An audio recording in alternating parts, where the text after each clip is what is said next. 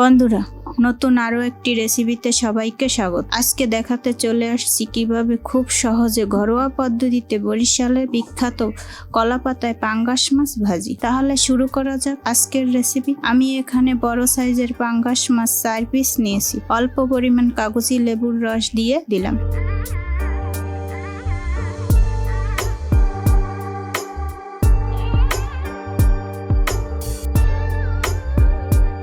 অল্প পরিমাণ লবণ, শুকনো মরিচের গুঁড়া, হলুদ, জিরা, গোলমরিচ, দারচিনি, এলাচি গুঁড়া, পরিমাণ মতো তেল দিয়ে ভালোভাবে মেখে নিলাম।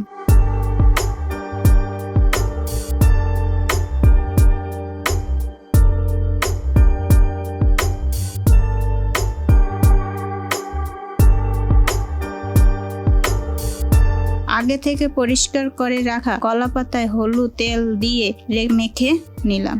এখানে মাছগুলো সুন্দরভাবে কলাপাতায় সাজিয়ে দিলাম।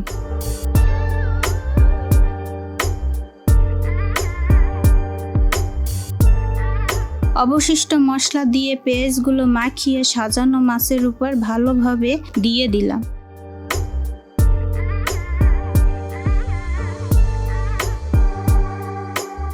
কড়াইয়ের উপর ছোট একটা কলা পাতা দিয়ে দিলাম। সাজানো মাছের পাতাটা বসিয়ে দিলাম। হালকা একটু জল দিয়ে দিলাম। চুলাটা জ্বালিয়ে মাছ ঢেকে দিলাম। এভাবে প্রায় 15 থেকে 20 মিনিট রাখবো। এবার ঢাকনাটা সরিয়ে নিলাম। এভাবে রেখে দিয়ে অল্প আঁচে জল না টানা পর্যন্ত অপেক্ষা করব।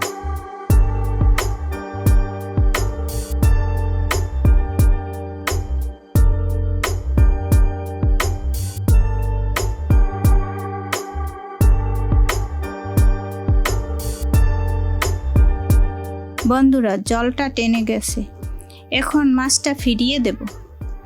মাছটা উল্টিয়ে দিয়ে আরো 5 মিনিট রেখে দেব, যাতে ওপাশের মাছটাও টান টান করে ভাজা হয়।